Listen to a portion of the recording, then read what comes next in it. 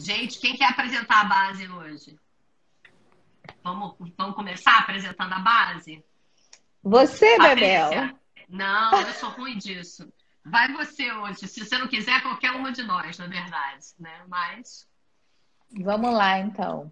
Para quem não conhece a gente, nós somos a Base Diálogos, uma advogada, a Olivia, duas psicólogas, Mônica e eu, e uma financeira. É assim que se fala, financeira. Bebel? É. Aí você pegou o hábito da Olivia agora? É isso aí. Não, não, eu tinha certeza. Era só tipo assim, deixa eu ver se eu não vou fazer nenhuma gafe. Enfim, a Mônica, a Olivia e a Bebel já trabalhavam juntas com práticas colaborativas e eu cheguei para agregar, acredito eu, quando eu vi essas três. Na verdade, eu conheci a Mônica e eu chamei a Mônica para um projeto e aqui estamos nós. Desse projeto tá nascendo a base de diálogos e eu acho que a gente ainda tem muita coisa para fazer juntas. Aqui a gente fala de assuntos, eu costumo dizer, espinhosos, a gente tenta democratizar assuntos difíceis, da parte de saúde mental, da parte, né, do direito e da parte de relação com dinheiro, tabus, né, assuntos que são difíceis de falar, e é isso que a gente, aqui na Base Diálogos, e com essas lives, a gente tenta proporcionar para vocês. Ouvindo você, Patrícia, eu acho que, na verdade, a nossa intenção é democratizar o conhecimento, o nosso conhecimento, a nossa experiência Uhum. profissional, relacional e pessoal, porque a gente acredita que, com isso, a gente pode ajudar as pessoas a refletirem e a encontrarem um lugar mais confortável, né, nesse projeto de vida que estamos todos juntos aqui atravessando. Pelo menos nesse momento do Cosmos nos encontramos. Não sei se em algum outro momento a gente vai se encontrar. Espero que sim. Eu também, espero que sim, era Também. isso que eu ia falar. Ó, a Maria Rita já está dizendo aqui que ela vai ter perguntas sobre esse tema. É bom. O Então, Já tema é podem começar a realmente. mandar as perguntas. Podem, podem. Eu tenho uma primeira pergunta para todas nós, né? Por que criamos versões diferentes? Vamos começar pensando nisso? Porque para botar culpa em alguém temos que ter versões diferentes. Ou botar ou assumir, né?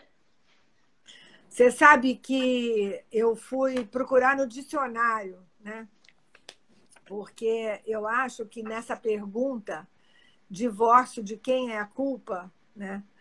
E por que que as pessoas criam versões diferentes, eu posso até aprofundar, e vou aprofundar ao longo da live em termos dos aspectos psicológicos, relacionais, das famílias. Mas eu fui procurar no dicionário o significado da palavra vítima. E o sinônimo da palavra vítima é mártir, sofredor, padecedor, sacrificado. E o antônimo é autor e responsável. Tem outros antônimos também, que é infrator, mas eu acho que o sentido que a gente está querendo dar aqui é quem se coloca no lugar de vítima, quem se coloca no lugar de autor ou de responsável, que é uma dinâmica muito comum no divórcio. Então, eu acho que talvez a gente pudesse começar por aí, o que faz com que algumas pessoas se coloquem nesse lugar de vítima e outras se coloquem no lugar de responsáveis pelo que está acontecendo, né? E aí vocês já conhecem um pouco o meu viés. Eu acho que a gente começa a aprender isso desde pequeno nas famílias onde a gente cai, onde a gente nasce e a partir dos relacionamentos que a gente vai estabelecendo nessa família. Então, botando a bola no campo é o que eu talvez responderia sobre essa pergunta sua, Bel. Por que que a gente cria visões diferentes, versões diferentes? Porque nascemos em famílias diferentes e temos culturas diferentes. eu não sei se eu tenho que acrescentar alguma coisa aí. Alguém quer acrescentar alguma coisa aí? Porque para mim é bem completo isso. Talvez a gente possa dissecar um pouco esse culturas diferentes e famílias diferentes. Eu vou acrescentar, né? Enfim, concordo com tudo que a Mônica falou. É um grande ensinamento as palavras da Mônica. E respondendo a sua pergunta, Bebel, eu acho que muitas vezes a gente faz isso porque a gente tem o nosso eu real e o nosso eu ideal, né? Que a gente idealiza que a gente fosse, ou que a gente queria que tivesse acontecendo. E aí a gente cria algumas outras narrativas no meio disso, né? Para isso, né? No que a gente idealiza sobre nós mesmos. Em vez de se autorresponsabilizar pelo que realmente é, né? Implicar as coisas que realmente aconteceram e a gente fantasia. Olivia, quer falar alguma coisa? Eu tenho tô aqui com uma pergunta para. Faz a sua pergunta. Daqui a pouco eu entro, vai. É só para complicar um pouco mais, eu acho que a gente idealiza o outro também, né?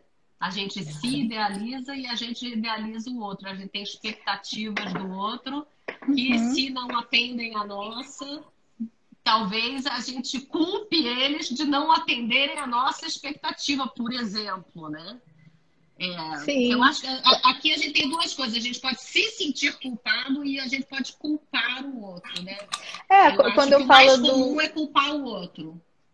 Quando eu falo do eu real e do eu ideal, é tanto para a gente quanto para o outro, né? Só um pouquinho. Aí eu vou trazer de novo um pouco da minha visão como terapeuta de família. Eu acho que quando a gente nasce, eu já falei isso aqui outras vezes e vou reforçar, a gente quer muito ser aceito na nossa família, na família que a gente nasceu, né? As crianças pequenas, elas precisam muito.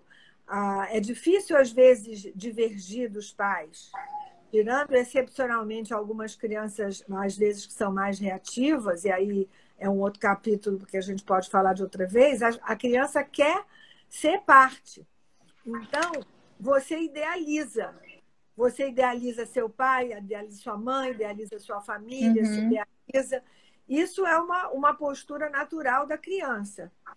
Só que, por mais que a gente se sinta adulto e maduro, em alguns momentos a gente regride um pouco na nossa leitura. A gente tem uma postura menos diferenciada, como eu chamo, mais fusionada com a nossa história. Então, num momento difícil de um evento traumático, que é um divórcio, que ainda é uma questão que machuca muito, né? Principalmente se você ainda não se implicou naquele processo de separação. Se você está achando que foi uma escolha do outro e que você não teve nada a ver com isso, você volta a ser aquela menininha que você quer que papai e mamãe achem você uma gracinha. E se alguma coisa acontece errado, a culpa é do outro, nunca é minha.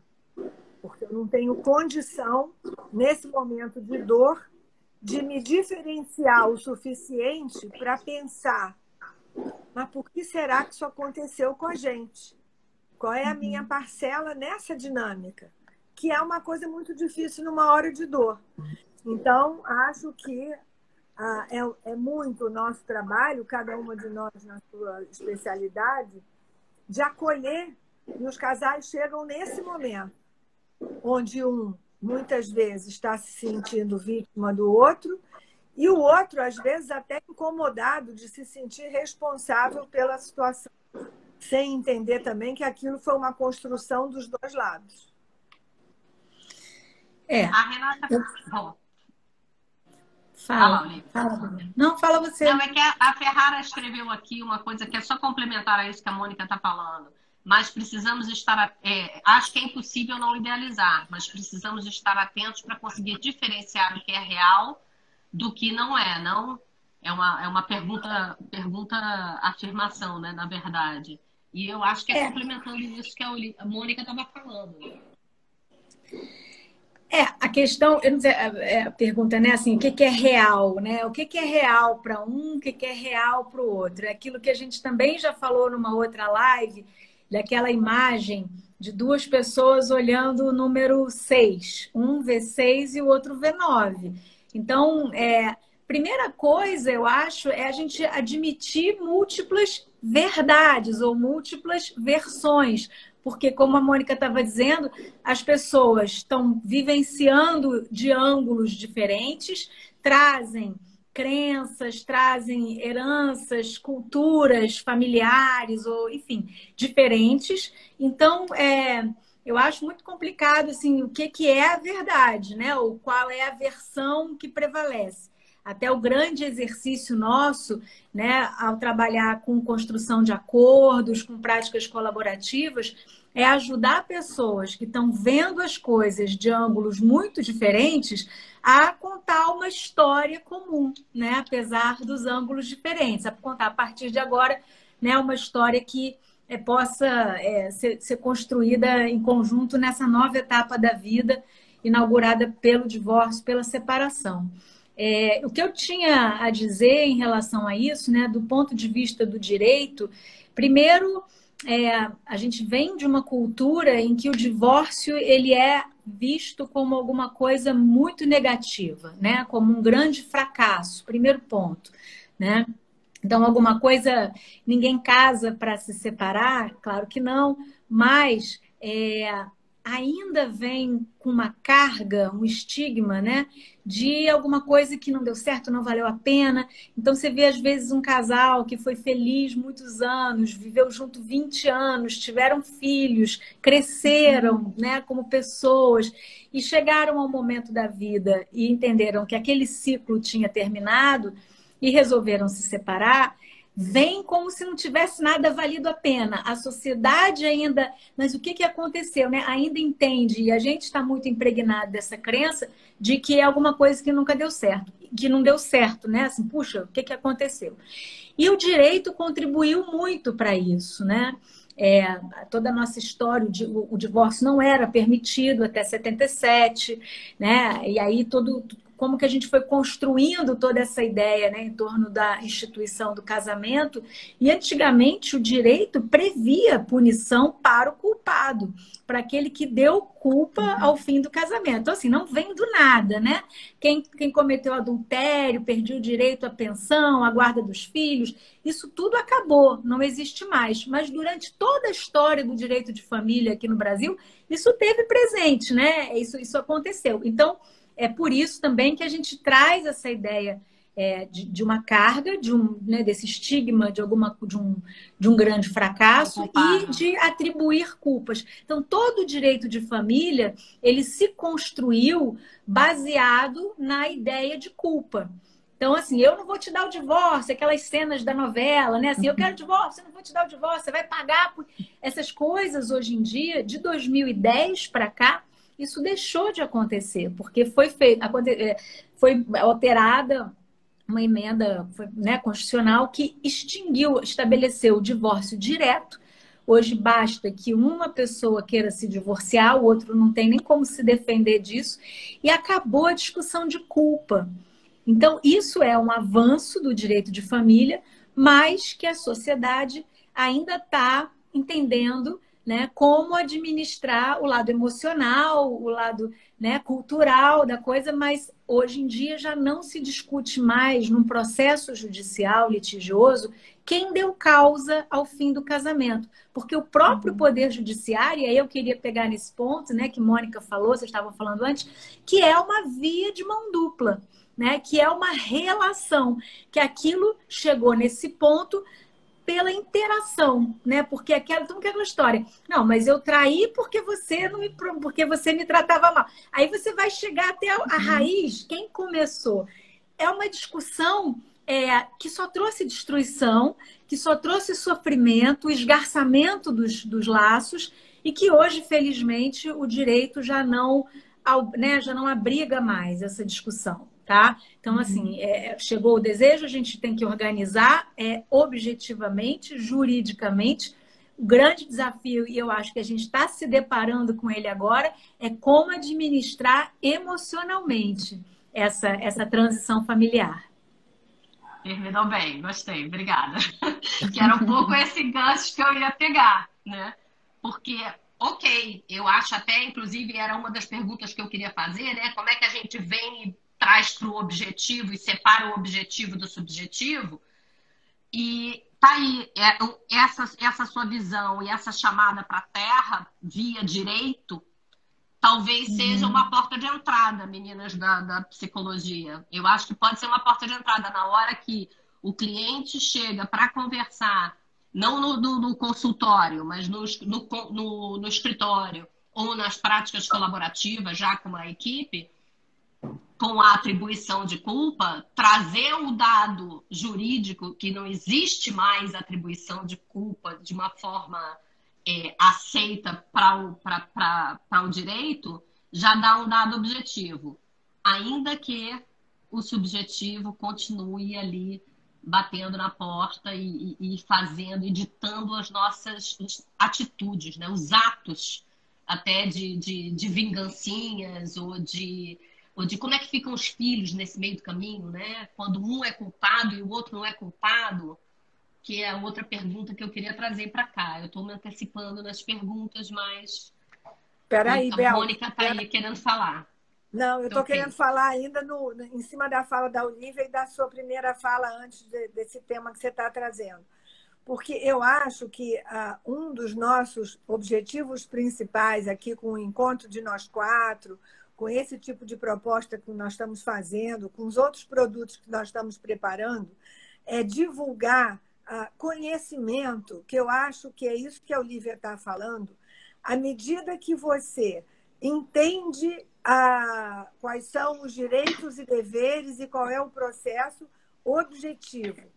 E que você também entende aspectos subjetivos da sua responsabilidade do processo, do seu movimento dentro da sua família de origem e o que você traz para o casamento que às vezes você não percebe, na medida em que esse conhecimento, tanto o subjetivo quanto o objetivo, é trazido para as relações, e hoje a gente está falando de divórcio, mas vale para maternidade, paternidade, vale para casamento, vale para morte, todos os eventos do ciclo nosso enquanto humanos, essa informação é muito importante.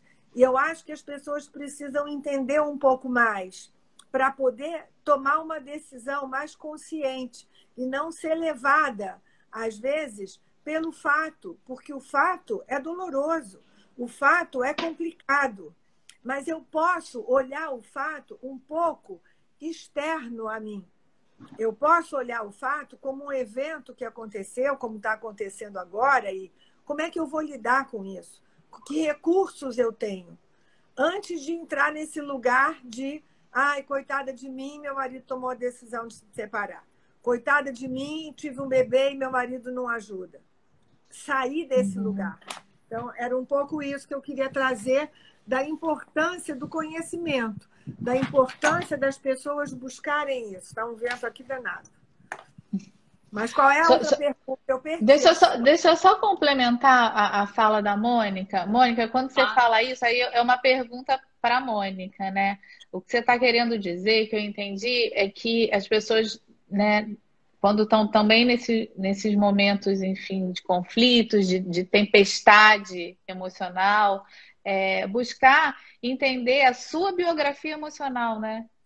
A sua herança emocional. A gente carrega heranças emocionais e às vezes a gente não sabe, né? E você investigar isso, e tem muita gente que não sabe, né? Você pergunta coisas da sua biografia emocional sobre pai, avô, e a pessoa não tem a mínima noção. E eu fico um pouco impressionada, porque também eu acho que, complementando a sua fala, e você me corrija se não foi isso que você quis dizer, de buscar isso para, nesses momentos de tempestade, tentar achar dali também as ferramentas, né? Algumas respostas. É isso? Você sabe, Patrícia, você me ajudou agora com a sua colocação, porque quando você falou, lembrando, não sei, agora eu perdi a palavra que você falou, mas assim, memórias emocionais. Herança emocional, biografia emocional. Eu traduziria, quer dizer, na minha língua, um pouco memórias relacionais e histórias relacionais. Como é que aquelas relações aconteceram. E na hora que você falou, eu me lembrei que quando meus pais se separaram, a minha avó chorava sem parar e eu era criança e eu não sabia porque que ela chorava tanto. Ela chorava porque era a culpa do meu pai, como é que meu pai deixou a minha mãe embora, ele era responsável por essa situação, ele ficou numa situação esquerda, como a gente costuma dizer, em relação aos pais dele, de alguém que não tinha sido marido suficiente para segurar a mulher, dentro da leitura da época. E aí, na hora que você falou, eu me lembrei que quando a minha filha mais velha se separou, eu chorava tanto, eu tinha esquecido disso. Eu chorava tanto que um dia a Regina Cavu foi para o meu consultório, eu não conseguia trabalhar, de pensar que a minha filha tinha se separado e que como aquilo ia ser doloroso para ela e para os netos. Mas, na verdade, eu acho que eu estava no mesmo lugar da minha avó. Como que eu, uma terapeuta de família, uma pessoa que cuida dos outros, estou tendo uma filha que está se separando. Eu estava me sentindo responsável de alguma maneira. Então, eu acho que entender isso te dá uma diferenciação. Gente, eu não sou a minha avó, o tempo é outro, as coisas mudam, e isso ajuda a gente a sair desse lugar emocional reativo e ter um lugar proativo, né? E tá do lado.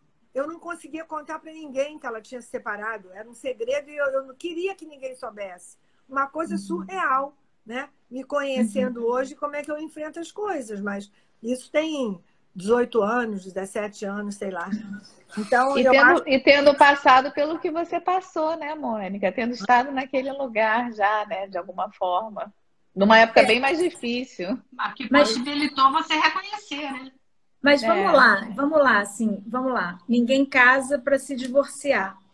Hoje o divórcio é mais aceito, né, e mais comum do que já foi no passado. Ainda assim, ele vem com uma carga pesada, com estigmas de algo que não deu certo. Então, primeiro, eu fico ouvindo vocês e pensando, né, o sofrimento que bate no próprio casal e nas pessoas que estão em volta, no seu exemplo, Mônica, quando sua filha se separou, ou outras situações para os próprios filhos, quando os pais se separam, ou quando a gente tem uma perda também, quando alguém morre na família, porque o divórcio é comparado, né, assim, da experiência adulta das dores mais difíceis, né, assim, de se administrar, sendo comparada com a perda de um filho, de um parente muito próximo, né?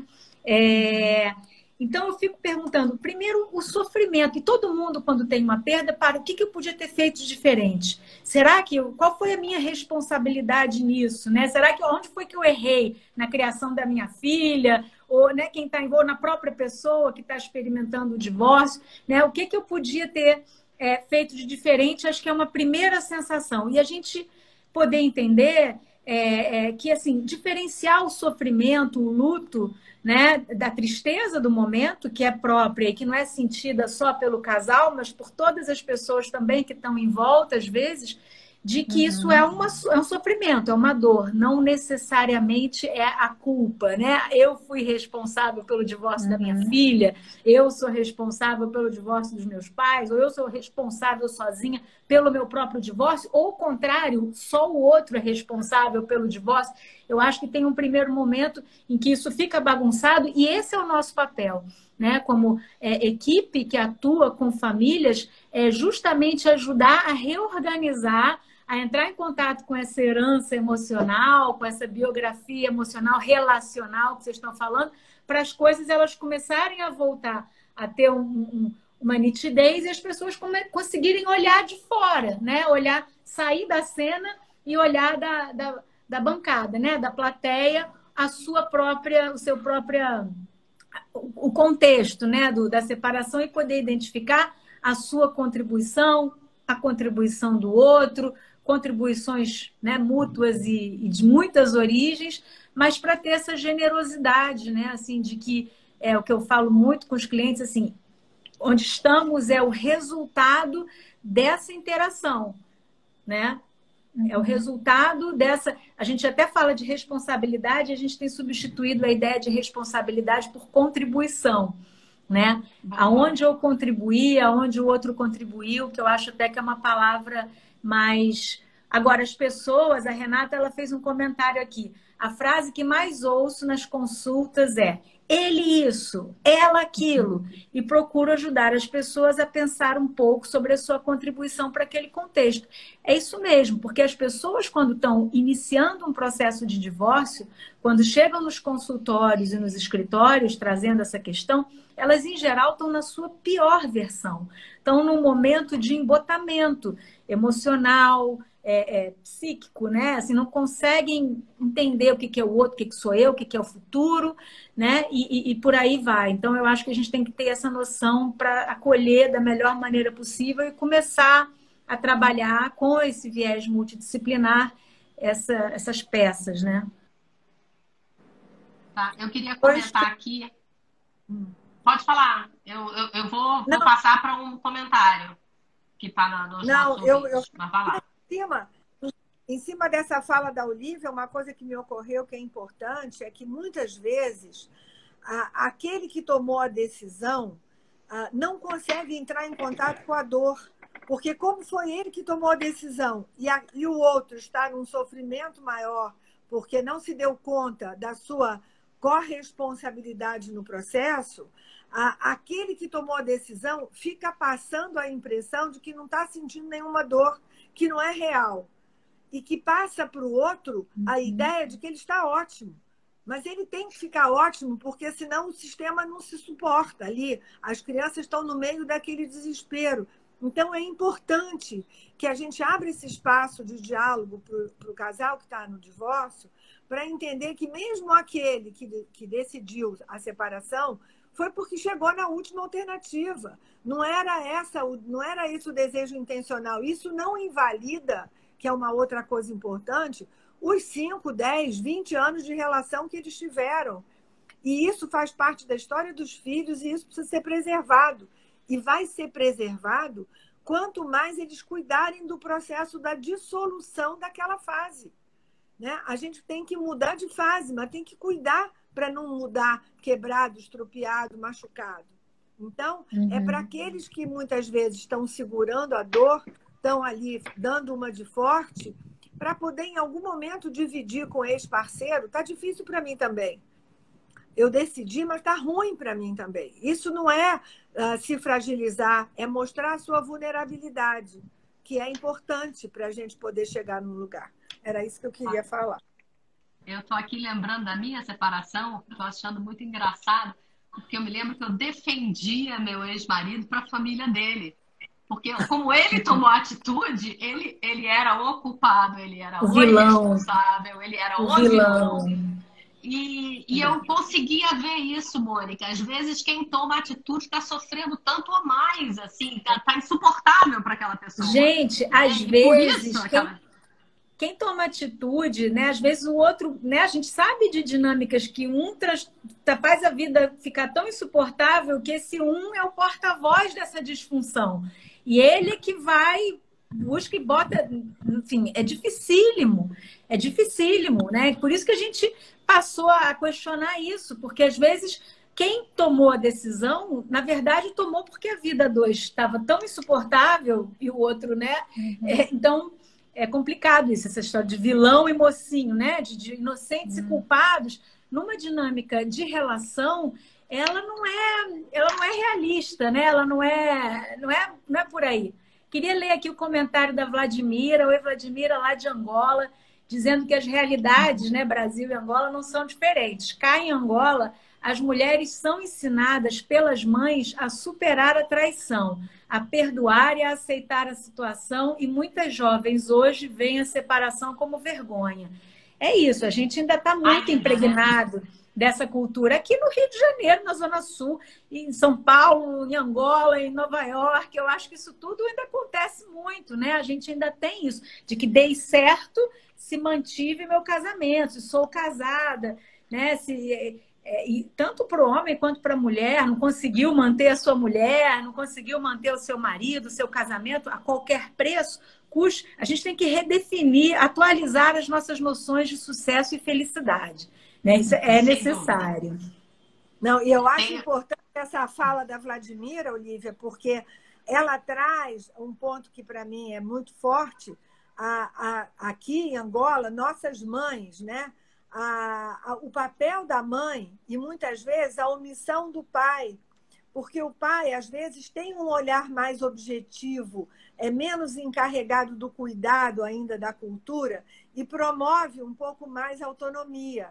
Então, numa hora dessa, existe, eu já falei disso, eu acho que uma vez, um livro da Mônica McGoldrick que diz You can go home again. Você pode voltar para sua casa no sentido da sua família de origem, mas essa família de origem precisa ter uma visão, no mínimo, diversificada, pensar nisso, né? Não terem esse olhar de penalizar ou de culpar, um olhar de dar protagonismo, de dar ao filho a dizer eu estou aqui, toma um pique e segue. A vida é feita de turbulências, de quedas, de levantar de novo. Então, a voz da família de origem de cada um valoriza ou desvaloriza essa decisão. E é importante a gente lembrar disso.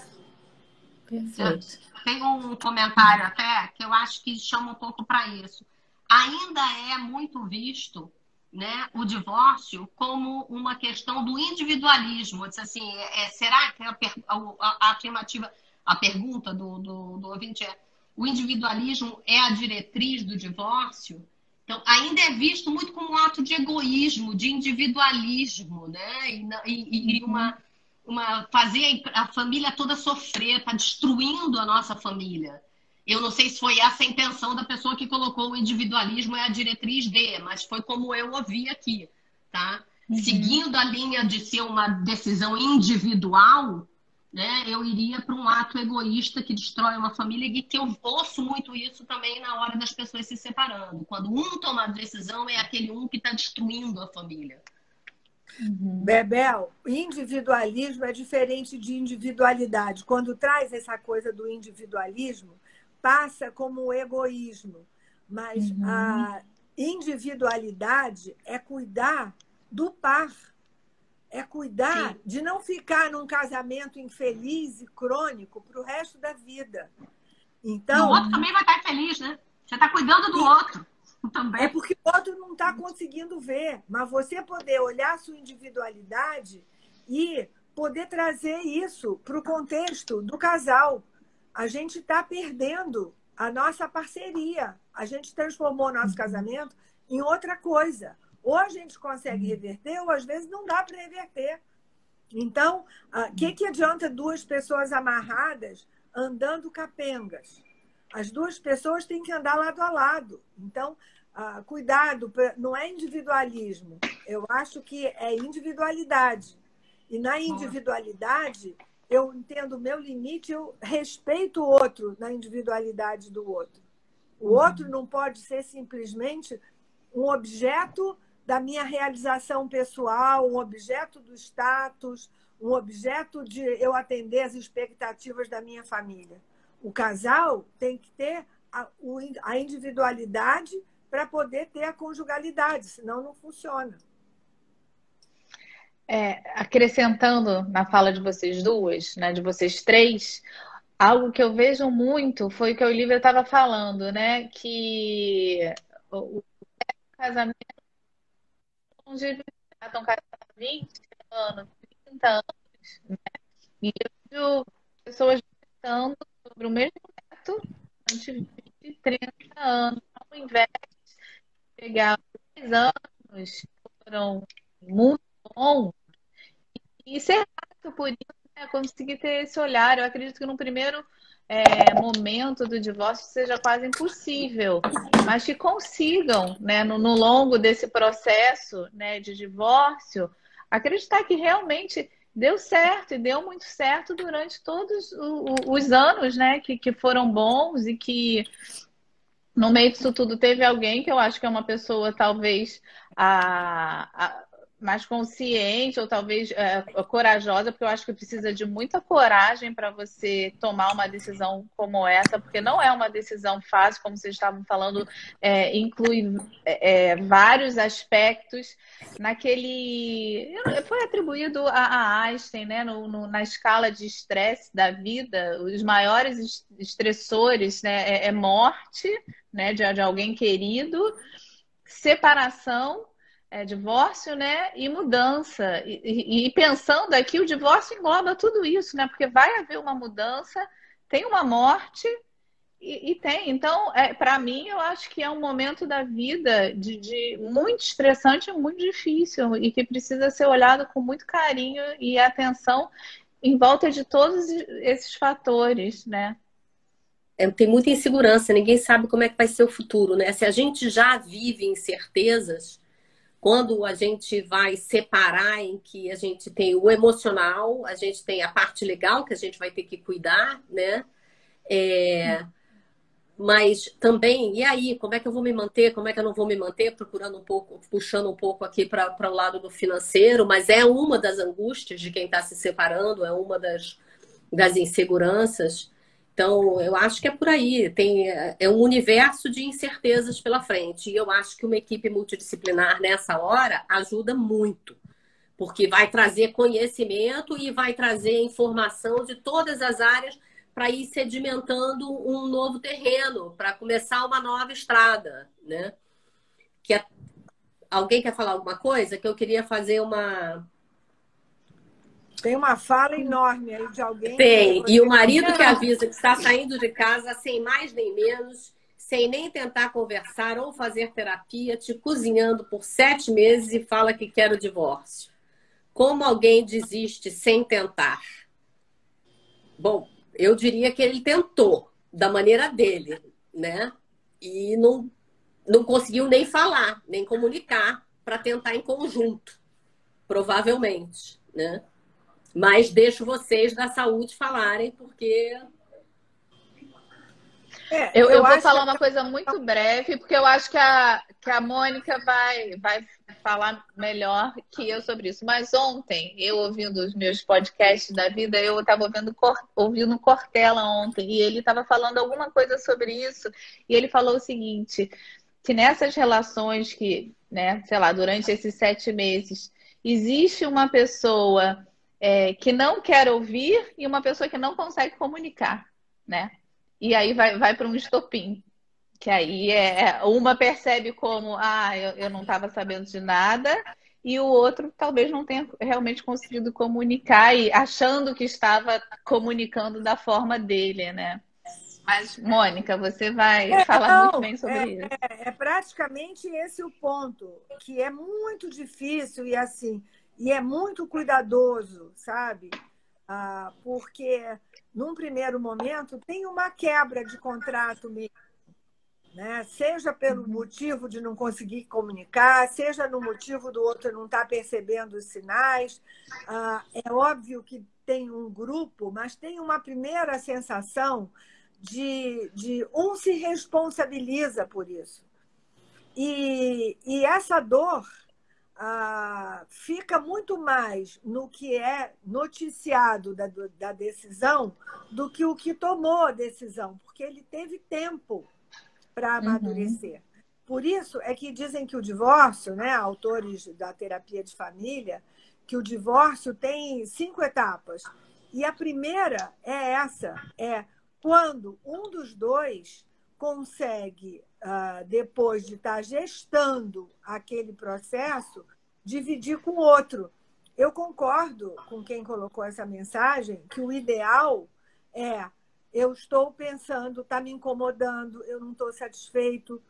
A questão é, como é que ele falou isso que você falou? De que momento ele falou e que a outra pessoa não estava recebendo? Não é responsabilizar também a outra, mas é entender que no que deu errado por conta de todo mundo, no que chegou àquela ruptura, e poder, eu acho que quando isso acontece, a pessoa que toma a decisão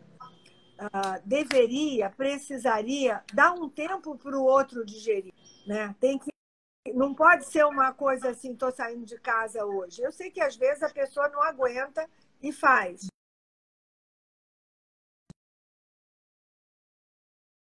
Pelo menos tente conversar, que pelo menos tente...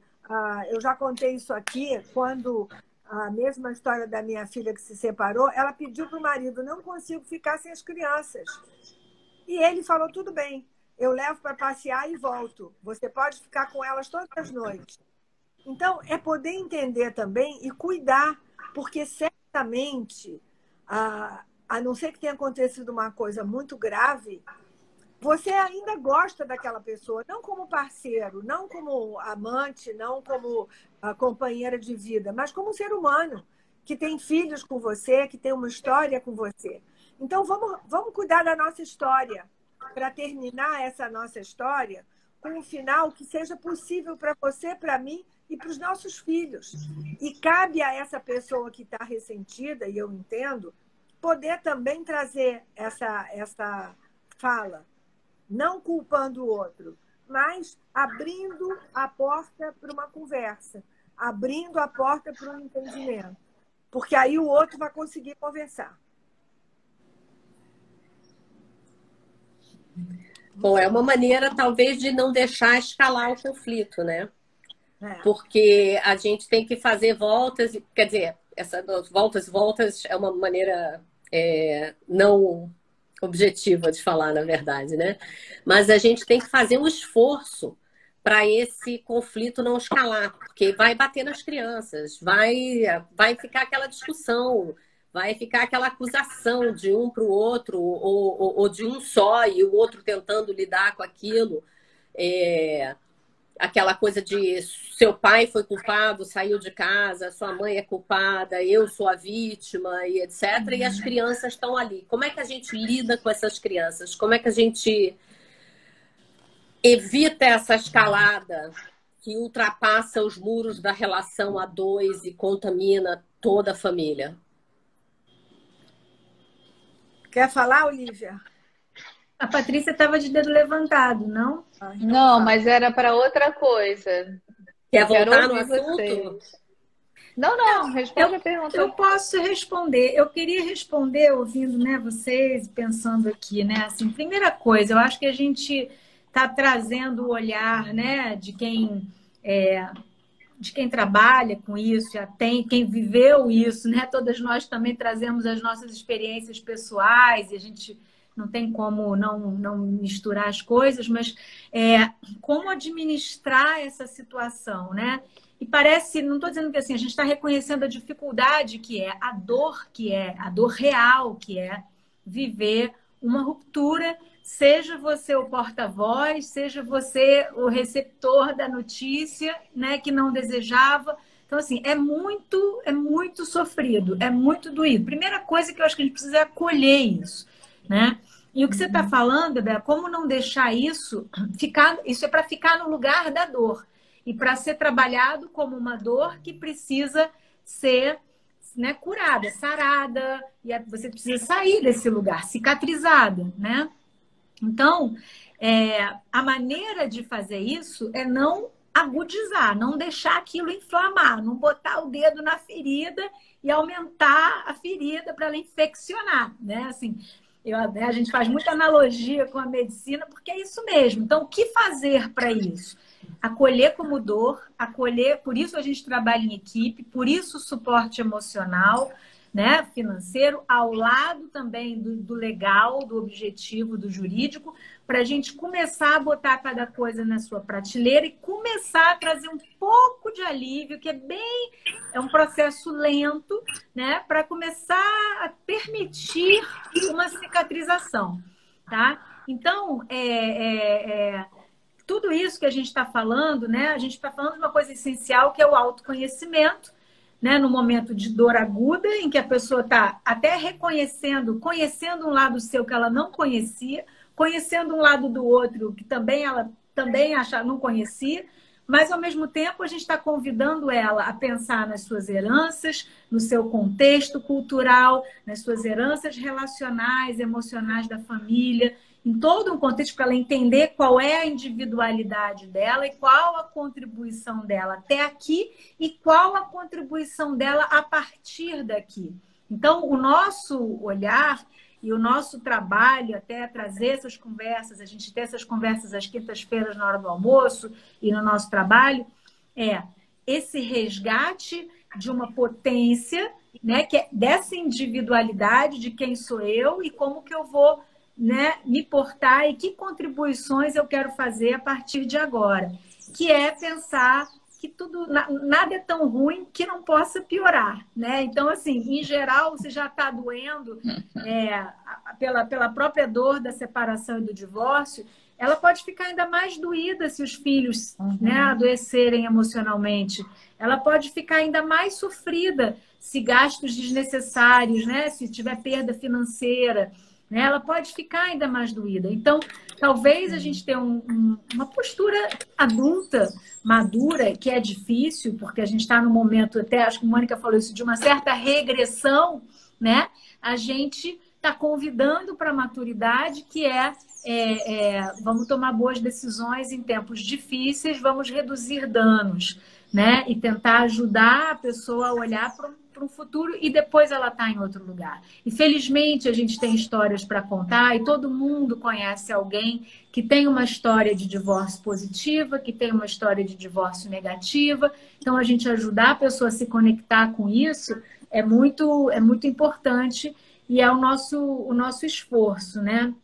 Então, eu acho que nosso trabalho é um trabalho de muito diálogo e de muito convite a essa reflexão do que pode impactar o sistema, né? Então, agora, não é fácil, é difícil, como a gente já falou aqui algumas vezes, é das experiências mais dolorosas da vida adulta, né? Então, são as pessoas na sua pior versão, mas eu acho que o nosso papel é esse de trazer cura e restauro e não de agudizar a ferida como tradicionalmente o direito, pelo menos, e a cultura faziam, né? O direito ao atribuir sanção para quem deu causa ao fim do casamento, né? Eu ainda recebia pessoas no escritório que vinham com os e-mails, né? A troca de mensagens impressas, perguntando com que detetive eu trabalho, porque ele tem que, né, vai ter que ser punido porque me traiu ou ela me traiu, vai perder o direito de guarda. Ainda existe essa ideia, porque as pessoas, a motivação não é porque é uma mãe ruim ou um pai medíocre, não, mas é porque me feriu na conjugalidade, me feriu e eu estou de coração partido, e isso é real. Só que eu acolho isso não fazendo uma petição inicial para dar, né, tá indo? Eu faço isso dessa forma, acolhendo a dor por quem trabalha, né, com as dores emocionais e trabalhando nessa parceria. Então, entender a complexidade disso, entender a profundidade de uma experiência como o divórcio, né, para tirar, porque a culpa ela não constrói nada. Quem está culpado porque quis se separar, geralmente toma péssimas decisões. Quem está sentindo que o outro é culpado pela separação, também faz exigências e também não toma boas decisões e acabam impactando todo o sistema familiar, né? Então, e de amigos e etc., né? Então, eu acho que eliminar foi um grande avanço a Emenda Constitucional 66, que eliminou do nosso ordenamento jurídico a discussão sobre culpa. Um grande avanço, um grande avanço. Nesse ponto, a lei avançou e a sociedade está indo atrás. Assim, na época da faculdade, eu sempre ouvia isso. A sociedade caminha e a lei vem depois, né? Aqui, eu acho que a gente avançou no direito de família, nesse aspecto, e a sociedade ainda está aprendendo a conduzir o seu divórcio com maturidade, com protagonismo, com individualidade, né? E porque essa é uma conquista da nossa sociedade. A gente lutou por esse direito, né? A gente agora precisa aprender a fazer, a implementar ele sem destruição. Olívia, em cima do que você falou, e que eu acho que é importante, porque duas falas que eu queria ter em cima da sua fala. Uma do risco de você entrar numa coisa burocrática, com documentos, com provas, com, de repente, um catatal de papel que você chega no advogado com isso e o advogado ajuda você a buscar provas, a marcar coisas e você esquece que antes de um processo legal é um processo emocional, né? Então, eu acho que esse é um ponto que realmente está fazendo muita diferença e a proposta que a gente trabalha, eu acho que faz mais diferença, agrega isso. E o outro ponto é que eu queria trazer, que é uma coisa que eu me lembro sempre. Eu não mudo o outro, mas eu mudo a mim. E se eu mudar a mim, a pessoa com quem eu estou me relacionando vai mudar. Nós somos uma via de mão dupla, com os nossos pares, com os nossos amigos, com as pessoas que nos ajudam. Então, é importante a pessoa, em vez de esperar a mudança do outro, trazer a mudança para si, que é nisso que você tem potência. Você tem potência em mudar você, você não tem potência em mudar o outro. Mas, na hora que você muda você, eu posso apostar com todo mundo que estiver aqui hoje que o outro começa a mudar. Então, era essa o que eu queria complementar da sua fala. Eu queria trazer uma coisa também, que eu acho da fala de vocês todas, que essa mudança cultural e que todas as práticas autocompositivas trazem é a mudança também no protagonismo, né? Protagonismo é uma coisa que vem sendo buscada. Culturalmente, a gente não tinha isso. A gente terceirizava os nossos problemas. A gente evita o problema e terceiriza a solução. Não fala comigo, fala com o meu advogado, né? Então, esse protagonismo em si já é uma mudança cultural. E que aí vai conseguir fazer todo esse processo aí, né, Mônica? Quando eu fui procurar o sentido de vítima, né, e o oposto de vítima, no dicionário, eu também fui buscar o de protagonismo. Você falou agora, eu nem tinha falado, mas eu vou aproveitar. O protagonista é o que age, né? É o ator, é o que age. E o contrário de protagonista é o antagonista, é que se contrapõe. E quem se contrapõe vira um obstáculo. Então, você vira um obstáculo para o seu próprio processo. Esse que é um ovo de Colombo para mim. Você vira um obstáculo de alguma coisa que você quer resolver, mas você é o responsável pela não resolução do processo. Você vira o antagonista do processo. Então, no que você falou agora, eu lembrei da minha colinha que eu fiz antes da gente começar a papear aqui hoje. E uma coisa que você fala sempre também, quando a gente coloca a culpa no outro, né, a solução também está no outro, né? Então, se a culpa é do outro, é um dedo. Você perde a chance, né? Você perde a chance de ser ator ali, de ser protagonista, de ter a tua atuação fazendo diferença. Quer dizer, ela vai estar fazendo ali diferença, né? Mas você não tem aquela consciência, você não está fazendo o que você quer, você está reagindo, que aí vem o antagonista também ele reage, né? Ao invés de agir, que é o protagonismo. Fala, Patrícia. A gente está chegando no finzinho. Para mim, ia ser papo para mais de metro e eu tinha um monte de pergunta aqui para fazer. Mas a pergunta que eu quero fazer para vocês é: de quem é a culpa? A culpa é minha, eu ponho quem eu quiser. Se a culpa é minha, eu ponho quem eu quiser, eu não quero saber. O que a gente aprendeu hoje aqui? O que vocês aprenderam, né? Para mim não tem culpa. Mas não sei se vocês...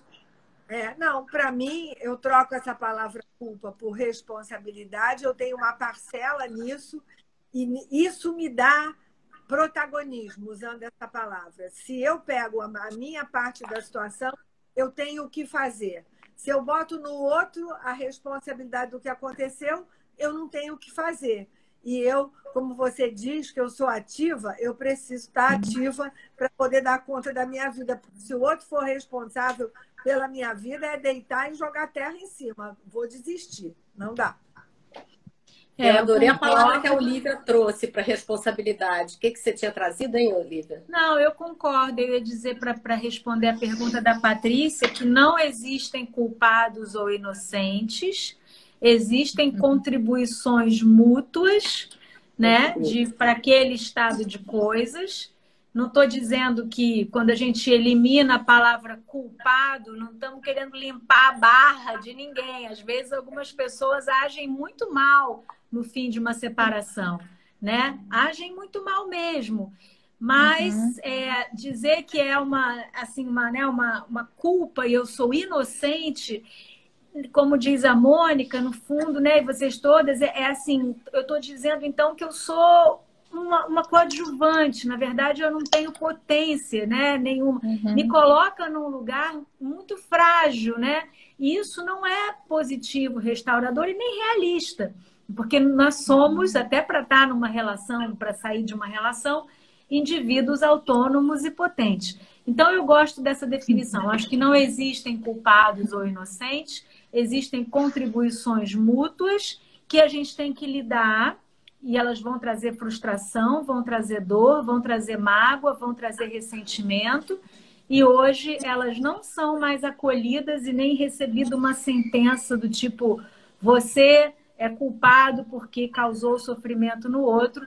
É de outra seara. A gente tem que resolver isso não no judiciário, mas nos autos de um processo, mas de outra forma, né?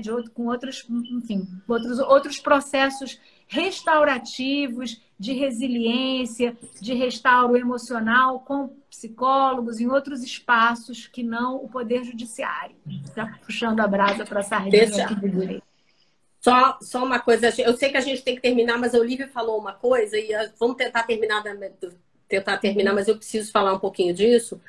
É que em situações, a Olivia falou, às vezes existe alguém que age muito mal, sim. Também a gente tem que pegar e dizer assim, isso aqui é uma ação muito ruim, mas o que você pega daquilo e faz daquilo é que vai adiante. Então, violências financeiras, outras violências psicológicas, até física, eu acho que elas têm que ser cuidadas de outra maneira, né? Mas ainda assim, a partir dali, o que você faz com aquilo? Só para lembrar, porque senão fica parecendo assim que não existe, às vezes, um malfeitor. E às vezes existe. E a gente tem que reconhecer. E a partir daí, atuar. E aí ver qual é a minha contribuição nessa nova estrada que eu estou traçando.